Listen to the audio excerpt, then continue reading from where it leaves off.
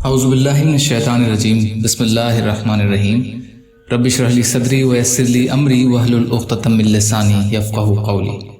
18 محرم الحرام اسلامی تاریخ۔ حضرت ابراہیم علیہ السلام کا واقعہ۔ حضرت ابراہیم علیہ السلام کی پیدائش عیسیٰ علیہ السلام سے 2000 سال قبل عراق میں ہوئی۔ وہ ایک عظیم پیغمبر اور ہادی و رہنما تھے۔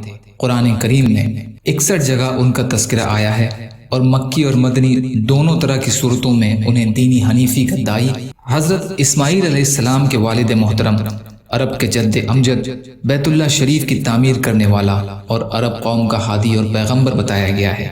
اللہ تعالیٰ نے انہیں خاص رحمت و برکت اور فضیلت سے نوازا تھا۔ ان کے بعد آنے والے سارے انبیاء انہی کی نسل میں پیدا ہوئے، اسی وجہ سے وہ ابو الانبیاء کے لقب سے مشہور ہوئے۔ اللہ تعالیٰ نے نبوت اور رسالت کے ساتھ مال و دولت بھی عطا کیا تھا۔ سخاوت کا دریا عدلی اور مہمان نوازی میں بہت مشہور تھے۔ اس کے ساتھ ہی صبر و تحمل، اللہ تعالیٰ کی ذات پر مکمل اعتماد اور بھروسہ اور لوگوں پر شفقت اور مہربانی ان کی خاص صفات تھیں۔ حضور صلی اللہ علیہ وسلم کا معجزہ، ابو طالب کا صحت یاب ہونا۔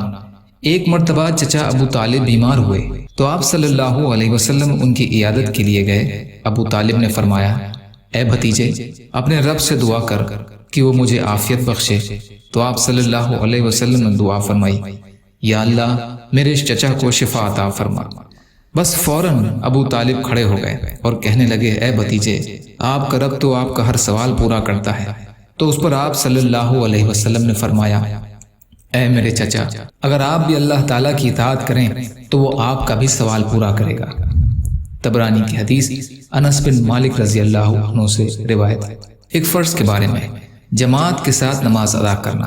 رسول کریم صلی اللہ علیہ وسلم نے فرمایا، جو شخص نماز کے لیے کامل وضو کرتا ہے، پھر فرض نماز کے لیے چل کر جاتا ہے اور لوگوں کے ساتھ نماز پڑھتا ہے، یا آپ صلی اللہ علیہ وسلم نے فرمایا جماعت کے ساتھ نماز پڑھتا ہے، یا یہ فرمایا کہ نماز مسجد میں ادا کرتا ہے، تو اللہ تعالیٰ اس کے گناہوں کو معاف فرما دیتے ہیں۔ مسلم شریف کی حدیث، عثمان بن عفان رضی اللہ عنہ سے روایت ہے۔ ایک سنت کے بارے میں، دودھ پینے کے بعد کی دعا۔ رسول اللہ صلی اللہ علیہ وسلم نے فرمایا، جسے اللہ تعالیٰ دودھ پلائے تو یہ دعا پڑھنی چاہیے، اللہم بارک لنا فیہ وزدنا منہ، اے اللہ اس میں ہمارے لیے برکت عطا فرما اور زیادہ عطا فرما۔ ترمذی کی حدیث، ابن عباس رضی اللہ تعالی عنہ سے روایت۔ ایک اہم عمل کی فضیلت، نقصان سے حفاظت۔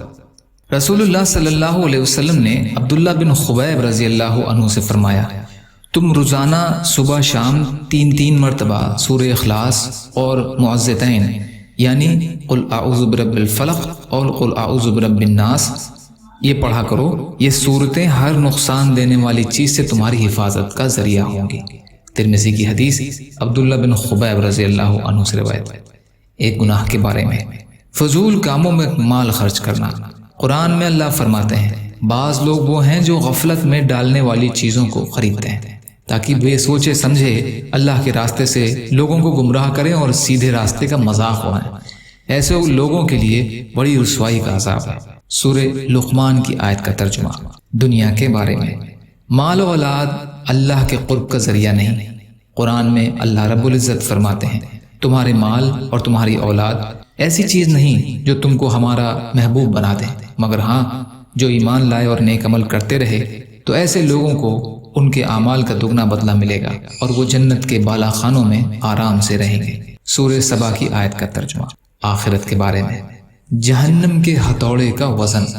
رسول اللہ صلی اللہ علیہ وسلم نے فرمایا، اگر جہنم کے لوہے کا ایک گرز زمین پر رکھ دیا جائے اور اس کو اٹھانے کے لیے تمام انسان اور جنات مل جائیں تب بھی اسے زمین سے اٹھا نہیں سکیں گے۔ مسند احمد کی حدیث، راوی ابی سعید خدری رضی اللہ عنہ۔ طب نبوی سے علاج، بیمار کے لیے جو مفید ہے۔ ایک مرتبہ ام منذر کے گھر پر رسول اللہ صلی اللہ علیہ وسلم کے ساتھ حضرت علی بھی کھجور کھا رہے تھے، تو رسول اللہ صلی اللہ علیہ وسلم نے فرمایا، اے علی بس کرو، اس لیے کہ تم ابھی کمزور ہو۔ ام منذر کا بیان ہے کہ میں نے ان کے لیے چقندر اور جو کا کھانا تیار کیا، تو رسول اللہ صلی اللہ علیہ وسلم نے حضرت علی رضی اللہ عنہ سے فرمایا، اے علی اس کو کھاؤ، اس لیے کہ یہ تمہارے لیے مفید ترین ہے۔ ابو داؤد کی حدیث، روایت ام منذر بنت قیس رضی اللہ تعالی عنہا۔ فائدہ: چقندر یعنی بیٹ روٹ اور جو بیمار آدمی کے لیے بہت مفید ہے۔ چقندر خون کو صاف کرتا ہے اور جو کمزوری کو دور کرتا ہے۔ یا اللہ ہم سب کو کہنے سننے سے زیادہ عمل کی توفیق عطا فرما۔ یا اللہ جو مظلوم ہیں، پریشان حال ہیں، بیمار ہیں، قرض میں ہیں، بے روزگار ہیں، محتاج ہیں، ان کی مدد فرما۔